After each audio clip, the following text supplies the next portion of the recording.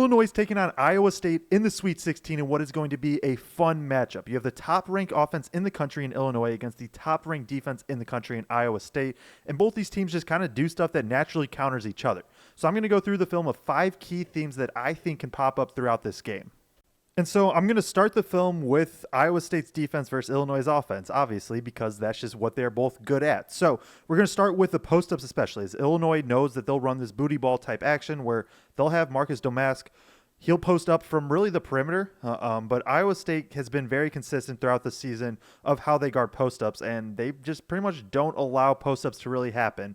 And it's because of this thing right here. So you're going to see as Houston's going to go into this post-up against Iowa State, the Iowa State defender is going to slide over here and take away this middle. He is forcing baseline every time, and this help man is always going to be there. So Iowa State, right, as this post-up is starting to happen, low man right here is going to step over and kind of rotate over, and the on-ball defender is always going to force baseline. And so now when he starts to attack, that's when the double team officially comes, and Iowa State's going to just kind of rotate weak side. So low man's always going to have to dive down and take whoever the offensive player is right here. And then you have 3-on-2 on the weak side. And basically this just negates any sort of post-up opportunity that offenses have. They've shown that they'll do it at the three-point line, at the block, kind of just really wherever. And it just limits the opportunities teams have for post-ups. On this one, you see a kick out and then a contested long three. So now on this play right here, we're going to see Kansas State get into a double. And again, so as this double happens, you're going to see the on-ball defender for Iowa State. He's going to really step out this way, take away any possibility of getting to the middle. And as I rewind a little bit, notice 12 right here for Iowa State. He's going to be dropping back. And so now he's going to be the one that is ready in help position. And so now sometimes, on the previous play we saw wasn't quite a full-on trap, but the pressure was definitely there from this secondary defender. This time it's a full-on trap. In Iowa State, they force more turnovers than basically everybody in the entire country, and they can be really, really aggressive defensively like this. And so no matter really who you are as a passer, if you're caught in this type of trap, you're just kind of hoping for a prayer as you throw the ball out. That doesn't happen here. Iowa State's able to pick it off and run the other way. And Iowa State that's what they do. They want to force turnovers. They want to force traps, and they just want to make life as hard as possible all the time. If you are enjoying, please like and subscribe. Now, the Iowa State pressure on defense against the post traps, that's going to affect one guy, and that's Marcus Domask. And so you're going to see here, right, he's going to get the ball, and Michigan is doing something similar. Like Domask has seen kind of these looks before of forcing baseline, having help there, because he'll post up from the three-point line. Now, what this will probably make him do is turn him into a passer. And Morehead State employed this strategy, and Domask just kind of responded with a triple-double, right? He was an absolute facilitator out of it. And again, Iowa State is probably the best, or if not, they're like the second best in the country at doing this. So you have to be able to adjust to that level of defense. But these skip passes are what can be there, right? As the defense forces baseline, that means they have to rotate over. And you can see here, Ty Rodgers is calling for a screen. Like he is calling for this skip pass to be there because he's going to screen in a guy. So there's high level IQ players on Illinois that can make plays like this. The important thing for Domask is that Domask is just able to create enough space that he can get some of these passes off, these skip passes, and then from there you're in a good spot. This can be an extra pass to Shannon, who could drive or shoot. Obviously, Hawkins can shoot it here, which he does and makes. He could drive. There's a lot of good things that come from it, but the passing just has to be crisp. And so now as we flip to Iowa State on offense, they aren't the most prolific offense, but they do a good job of just kind of getting by. Like they do enough on offense. They can have knockdown shots. They have multiple creators. They definitely can score. It's just obviously not on an Illinois level, but also nobody really is. So what I want to really show on this play is that maybe the initial action isn't always what sets Iowa State up. And then that kind of is going to be right here, right? So they're going to throw into an empty pick and roll for Momcilovic right here. And he can he's very, very good in the mid-range. Like if he pulls this, honestly, it's probably a pretty good shot for Iowa State. Decides to drive a little more. Nothing happens. And so this is where I'm talking about the initial action right here, right? This doesn't create a shot right away. But what this does do is, okay, now it opens up this kick out, and then Iowa State, they're very good at just kind of working off of it. They can keep actions going, maintain advantages, and so now it's a drive, and this drive is now going to force two defenders for Baylor. And so now that's going to lead to a drop-off, and Iowa State is a very, very unselfish team with the 32nd highest assist rate in the country, and a large part of it is just because of plays like this, where they're able to just keep the ball moving, keep working until they find an open shot. And so in addition to kind of keeping the ball moving, the other thing that Iowa State just does really well, and I've already mentioned, is that they create plays for others. And so I think this is going to be really exemplified on this pick and roll right here. So notice 7 seconds left on the shot clock, high pick and roll. And, right here, just kind of a little bit of dancing from Iowa State. Great split here to actually get downhill. And then you'll notice always, so you're going to have, Iowa State's going to have a traditional roller right off of the screen also. They're also always, not always, but a lot of times going to have somebody kind of in this dunker spot area. So this kind of just weak side block, extended a little bit. And this guy will just be waiting for little lobs, cuts, maybe even offensive rebounds. And so they just do a good job of putting a ton of pressure on the rim. And so that way there are multiple opportunities for either drop-offs. I mean, this one's a little chaotic looking at how he is right now, but you can see the space that it can provide. And then they do have some shooters on the perimeter that can also knock it down. So this one's the drop-off for the cut. Just wanted to kind of show that they do a good job for the most part of just kind of creating passing windows for their guy. And that's how they get a lot of buckets. And now defensively, Illinois is just going to play in this deep drop coverage. They aren't always going to show a ton of help. And so they just try to turn it into more of isolation or a 2-on-2 type game. And they're fine giving up the mid-range. They're going to give up a ton of mid-range, and that's because Hawkins right here, who's guarding the screener, is going to just be in this super deep drop coverage. You're going to see Illinois on the perimeter kind of staying attached. Damascus, he can maybe show a little help, but even him, he's going to stay more attached. And they're just going to kind of live with this 2-on-2 game. And so as Hogarth comes off, he's going to just get to this mid-range shot. And Iowa State doesn't take like the most mid-range shots in the country, but they're very willing to take them. They have a couple dynamic guards that are very capable of getting to and making these shots. Illinois has shown that at times, especially if guys get going, they'll play Hawkins a little bit higher up here. But I expect a lot of this, where it's just going to be kind of Iowa State's going to get to the mid-range, and it's going to simply come down to whether or not they kind of want to take, and then if they do want to take them, whether they're able to make them. Illinois is going to give them up, and it's quite simply just comes down to whether they make or miss.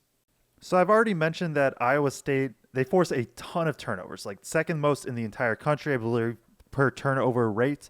And so they can be very, very aggressive. And this is going to kind of exemplify that on this play. Now, they don't trap every single time or blitz every single pick and roll, but they do it a lot more than pretty much every team in the entire country. And so what that means is this big, right? So as the screen set, the big here, he's going to really step up and pretty much just trap the ball and put 2 on the ball.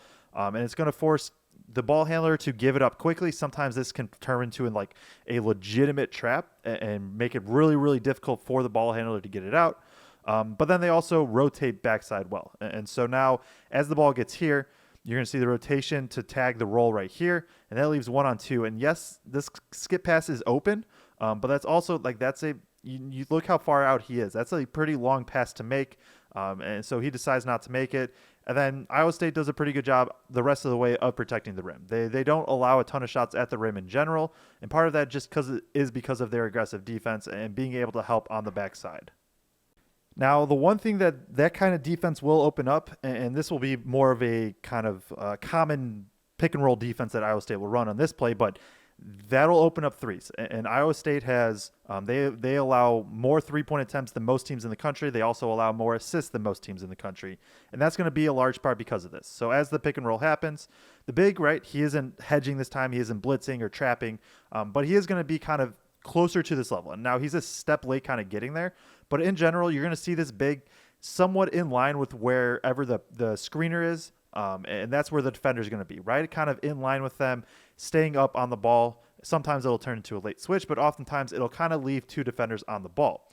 And so now if this big is going to step up and take the ball handler right here, that's going to leave the roller open. And so that's always going to be the job of the low man. Whoever's guarding this kind of weak side corner wing area, he's going to have to come over and help tag on the roll. Now, what that opens up is this skip pass. And that is the one area where it's just like teams can get a lot of three-point attempts and a lot of assists because of kind of these skip passes. And it's the one thing that Iowa State's just going to live with. Now, they defend the three-point line for the most part pretty well.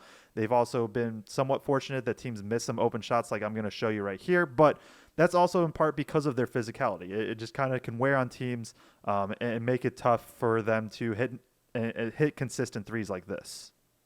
Now, we've talked about the skip passes, right? And that's one way to beat kind of this Iowa State defense, or at least have potential to. The other thing is hitting the short roller. And this is where I think Coleman Hawkins needs to have a very, very big game, or at least a very solid game. And so what I mean by short roll, right? Northwestern's going to play a similar style defense. They're going to kind of hedge this with their big. And so Hawkins is just going to kind of slip into the short roll, right? So he's not rolling all the way to the rim. He's just going to kind of short roll a few steps. And now look as he catches it. He's just going to have options. So now as he catches, he's going to catch it right here at the 15-foot line, and then he has to read the defense. The defense is going to be rotated. So even if, say, Illinois has Guerrier dive in here, so that means Barnhizer would have to take him or something like that. He just has to read where the defense is. If everybody stays home, he has to attack and score the ball. Or if Iowa State shows help like they do here, he has to hit who is going to be open. When Hawkins catches here, he has a 4-on-3, and I think it's something that they can go to a lot. This could also be Ty Rogers I could see, and let him kind of catch it and roll to the rim. But I think Hawkins' ability of kind of drawing out the big and then being able to facilitate at his size is just going to be so important for this game, just like he does here, getting Harmon a wide open three. I just think it's going to be crazy important in this game. Now, rebounding is also going to be a pretty big thing. Iowa State they aren't amazing on the defensive glass. They aren't terrible. They're slightly below D1 average, but Illinois is one of the best offensive rebounding teams in the country. And I think one way that Illinois can kind of get offensive rebounds, and I'll go through a play of theirs soon, is just kind of how this Iowa State team plays defense. So you're going to see, right, another pick and roll here. Defender is going to kind of stick with it. And so always, the low man is going to be ready to tag over, come help the roller. And so now as he hits this guy, his man, who's kind of been lurking over here, he's now going to have a pretty just free run to the rim. And Illinois does a good job of this on offense. And Iowa State, this isn't every single time for Iowa State, but it is something that can pop up because they play such an aggressive style defense and allows those types of putbacks. And so now when we talk about Illinois being one of the best offensive rebounding teams in the country, this is kind of what I mean. And so you're going to see ball is moving and you're going to get an open three. And Iowa isn't a great defense, right? And maybe this isn't the best example in terms of that. But the thing that I'm kind of looking for, right, is this Iowa defense is moving, kind of like Iowa State can be at times when you're able to move the ball. And so now as they rotate, you already see Ty Rogers here. He's going to be in great position for a rebound. Whoever right now the big is Hansberry for Illinois, but when that's Hawkins or even if it's Danger, he's going to be crashing the rim. And then Guerrier too. He does a great job of just diving in. And so, even Luke Goody is kind of crashing in. And Illinois is going to send guys to the offensive glass. Now, Guerrier is right here. He's the one that doesn't get picked up this time. Rogers also doesn't really get a body on him. And they are relentless on the offensive glass. And when you get them moving against a kind of tilted Iowa State defense, this is where kind of some of these putbacks I think can happen. And the transition game is also going to be something that's gigantic in this game. Iowa State doesn't really allow teams to run all that much, and Illinois probably has the best transition player in the entire country in Terrence Shannon Jr. And Illinois is fine working in the half court and being methodical. They're also fine on just kind of letting Shannon go. And so this is going to be defensive play for Iowa State in transition. And you just notice they have multiple guys back on the shot. As I rewind here, like they're fine kind of letting their guards get back and be ready on defense. And they do a good job. You can see here, they have 4 bodies, maybe even kind of right in this area that can help protect the rim. But at the same time, like transition, it's not always going to be this way. They do a good job of taking away the rim. That's something they want to do a lot. But at the same time, it doesn't guarantee that it's going to happen every time. Now, I've gone this whole video, and I haven't talked about Terrence Shannon Jr., who is probably the best transition player in the entire country, and this is the area where he should absolutely thrive this game. And Illinois is probably going to need him to, is get out in the open floor, not let this Iowa State defense set up, and then be able to attack from there, get to the rim, get buckets. And that's what Terrence Shannon does. And so we're going to look on this play. Wisconsin forces a 3, catch. And there's 2 ways that Terrence Shannon can do it. Sometimes he'll catch here and just take off, and the other ways, they'll kind of throw it ahead to him. And so now he's going to catch near half court, And now it's a 1-on-3, 1-on-4, 2-on-4, I guess, if you count here. And it doesn't matter. And so when we think back to the Iowa State clip from before, Iowa State did a pretty good job of having multiple guys wall up at the rim. The thing with Shannon is he's just kind of able to blow by, and he can kind of just 1-2 steps. He can, with his physicality, his speed, he can get to the rim. And now the other thing I think this could apply to is in the half court. So even if in the half court, say he catches the ball up here at the top of the key and almost just isos and just goes at the Iowa State defender, I expect Iowa State to put a lot of help at the rim, but that could open up kickouts for Illinois. And so Terrence Shannon just being able to create one-on-one in transition and in the half court is going to be big. It'll also be big for Illinois to limit their turnovers. And so in plays like this, Iowa State might gamble for a steal here instead of trying to wall up. And Iowa State, they don't always, they aren't like a crazy fast team, but they're able to get a lot of quick buckets because of they can just force so many steals and get runouts. And so that's going to be the big thing too, is Illinois just limiting their turnovers, even in plays like this, where it's in transition in the half court and Terrence Shannon can just dominate.